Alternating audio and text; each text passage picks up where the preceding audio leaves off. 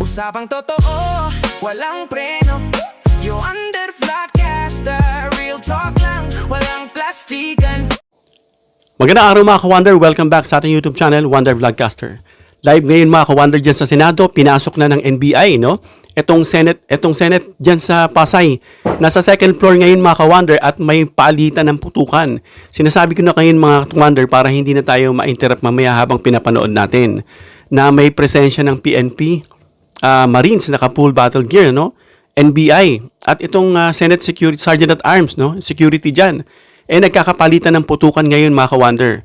Wala pang konfirmasyon kung sino yung kapalitan pero duda natin ay ang kapalitan dun sa Senate Security upang proteksyonan nga itong si Bato. Siguro no, wala pang konfirmasyon dahil pinapasok na nga nila para arestuhin nga itong si Bato na may warrant of arrest ng ICC. Panoorin natin mga ka-Wonder. Sa ikalawang palapag ng Senate Building, Marisol Abduraman, ito ay live feed. Nangyayari po ngayon, mismo sa ikalawang palapag ng Senate Building. Yung kaguluhan na yan, Marisol, please. Ano ang nangyayari? Ikaw na magbigay ng detalye. Yes, please, go ahead. Nagkaroon ng sunod-sunod ng protocol. Yung nakita namin, kanina si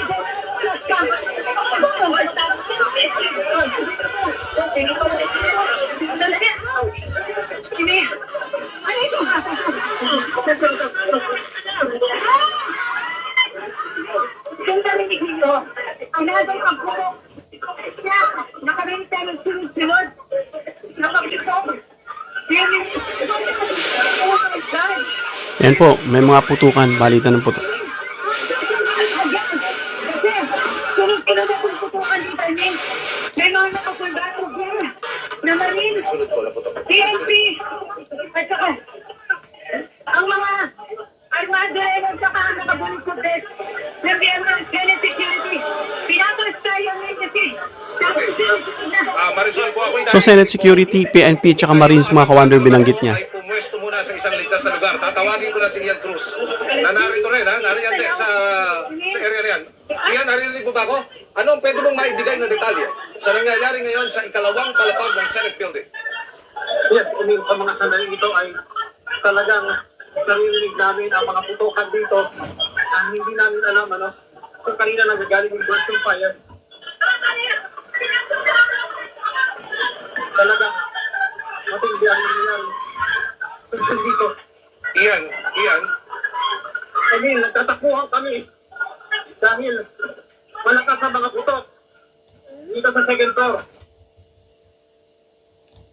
At ito, wala na tayo nakikita ko. Liwanag, namatay ang mga ilaw, parang emergency light na lamang yung gumagana ngayon.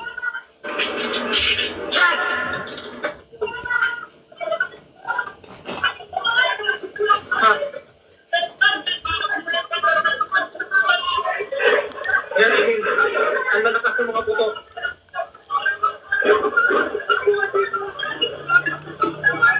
so, Ian, yes.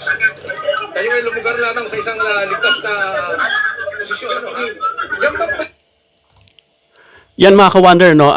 Malinaw, narinig natin na pinasok na ng NBI itong second floor ng Senado. At kasama nga raw, ayon sa ulat mga ka-Wonder, nandoon si Robin Padilla kasama ni Bato de la Rosa.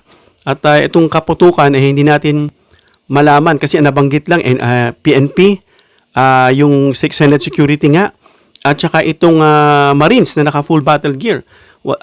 Pagkakarinig ko, nandun din daw yung NBI, Pero mukhang nanlaban. Di natin alam mga ka-Wonder kung ang nanlaban ba itong Senate Security para proteksyonan itong si Ronald Bato de la Rosa. Ang pagkakaalam natin mga ka-Wonder na yung Sergeant at Arms dyan isanggang dikit nga nitong si Bato de la Rosa. Kaya malamang pinagtatanggol siya niyan.